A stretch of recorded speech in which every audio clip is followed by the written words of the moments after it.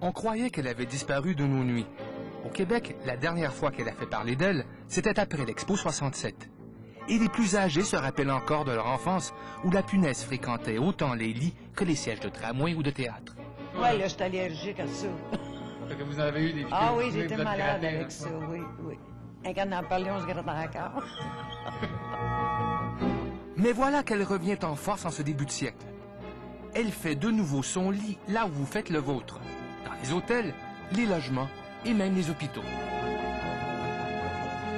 Ce que vous me décrivez, ça me fait penser à une punaise. Est-ce que vous avez noté véritablement une augmentation du nombre de punaises à Montréal? Il y a 7-8 ans, on en faisait un cas par année. J'en fais 10 à 15 par jour. Et des fois plus. C'est difficile de vous donner des chiffres. Je peux vous dire que c'est planétaire. C'est pas un phénomène qu'on vit là, particulièrement au Québec. C'est d'autant plus vrai du côté américain. C'est vrai en Europe, c'est vrai en Asie. Première explication de cette nouvelle infestation, la punaise devient tolérante à certains traitements. Et puis surtout, elle aime les voyages. Nous avons multiplié nos déplacements, la punaise aussi.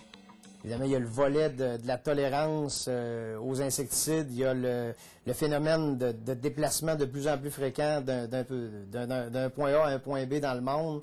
Les bagages plus souples qui sont utilisés, que ce soit des packs-sacs ou des valises molles. Maintenant qu'on sait qu'elles sont là, qu'est-ce qu'on fait? D'abord, l'identifier. C'est ce qu'a fait cette jeune mère monoparentale qui a récemment découvert qu'en plus des coquerelles, il y avait des punaises dans son nouveau logement. Des cernes de sang sur les draps ne laissent aucun doute. Ces rougeurs montrent bien les tristes conséquences pour elle et son enfant de 2 ans. Donc, elle se fait encore massacrer le corps.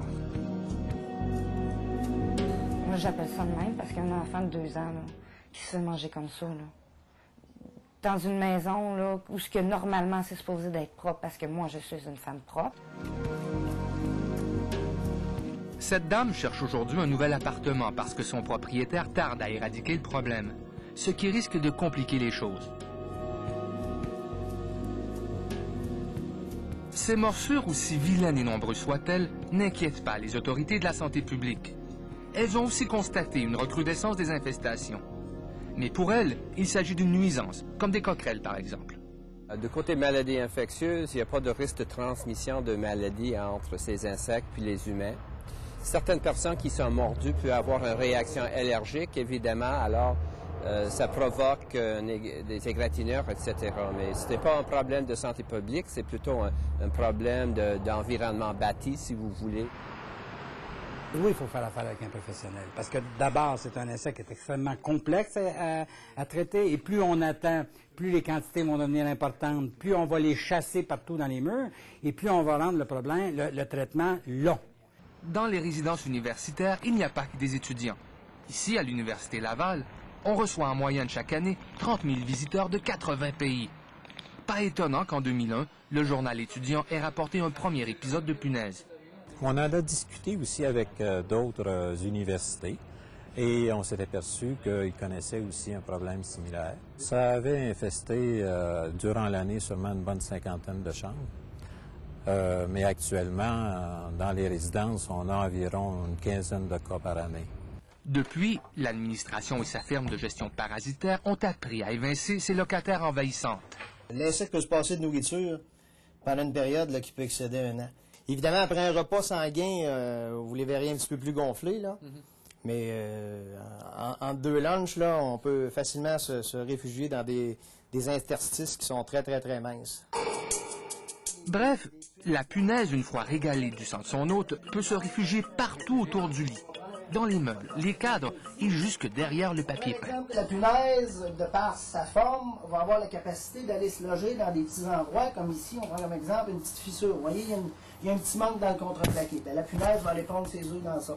La femelle va pondre autour de 200 œufs dans sa vie, et puis elle va faire ça à un rythme d'à peu près 2 par jour.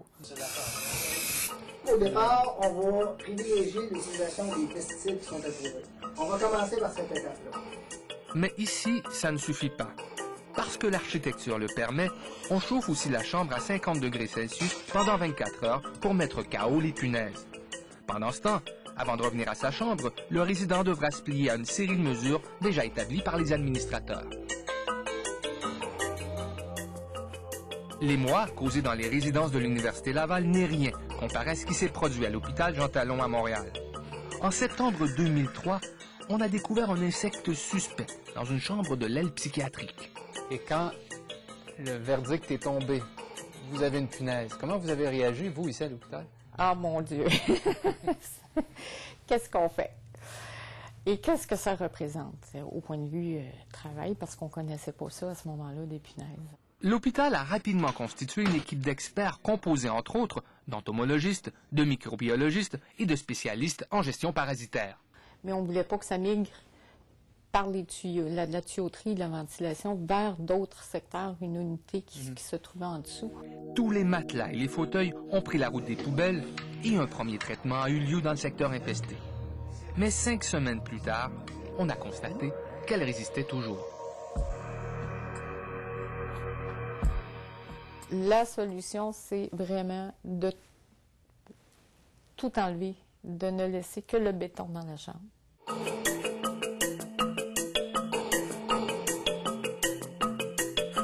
Donc, on parle pratiquement de 6 mois de perturbation à cause de 2 nids de punaises ici. Oui. Depuis, des mesures de vigilance, toujours en vigueur à l'admission des patients, ont empêché le retour des punaises, parce qu'elles sont toujours bien présentes ailleurs en ville. L'Office municipal d'habitation a constaté l'automne dernier que les cas de punaises sont multipliés un peu partout dans ces immeubles à Montréal. Et comme il y avait des cas qui s'ajoutaient de semaine en semaine, on a passé de 2 ou 3 demandes par mois à 2 ou 3 demandes par semaine dans l'espace de 3 ans, ce qui était beaucoup. L'Office s'est mis à l'attaque en constituant son escouade anti-punaises. Son but, briser les tabous, informer et sensibiliser les locataires avant qu'il ne soit trop tard. Et les hôtels, il n'y a pas de problème, nous a-t-on dit.